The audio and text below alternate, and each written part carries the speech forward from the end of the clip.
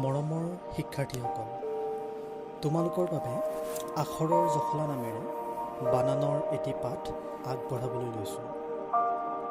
আখৰৰ জখলা কেনেদৰে গঠন হয়? একোটা আখৰৰ লগত অন্য আখৰ বা বৰ্ণ লগ লগাই বানান গঠন কৰি বৰ্ণৰ সংখ্যা বঢ়াই গ'লেই আখৰৰ জখলাডাল গঠন হয়। মন কৰিবলগীয়া কথাটো হ'ল যে যিকেইটা নতুন বানান গঠন হ'ব সকলোৰে নিজা অৰ্থ থাকিব লাগিব। এতিয়া আখৰৰ জখলা সাজিবলৈ চেষ্টা কৰোঁ আহাচোন।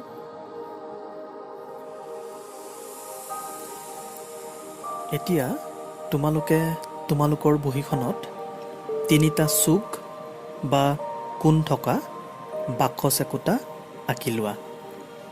তোমালোকে দেখাই পাইছা ইয়াত কেনেদৰে অঁকা আছে, সেইদৰে আঁকা।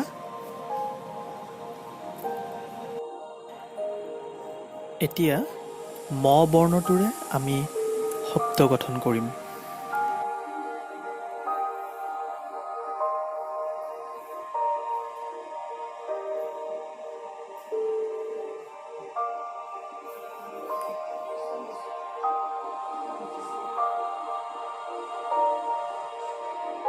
প্ৰতিটো শাৰীতে আখৰৰ সংখ্যা বাঢ়ি গৈ আছে।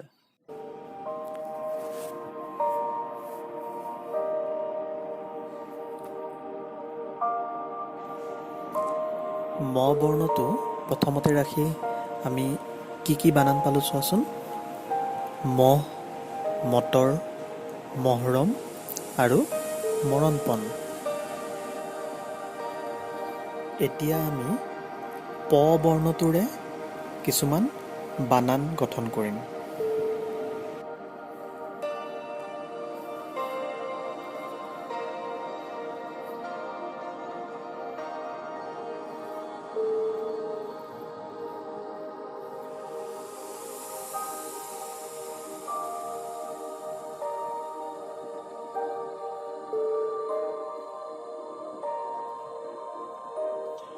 শিক্ষাৰ্থীসকল, তোমালোকে তালিকা দুখনলৈ মন কৰিলানে?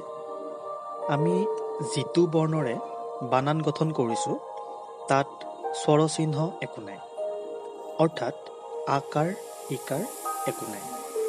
গতিকে বানানবোৰ গঠন কৰোঁতেও প্ৰথম বৰ্ণটোত স্বৰচিহ্ন ব্যৱহাৰ কৰা নাই। তোমালোকেও এনেদৰে বৰ্ণ একোটা লৈ বানান গঠন কৰাচোন। এইটো পাঠ ইমানতে সামৰিছোঁ।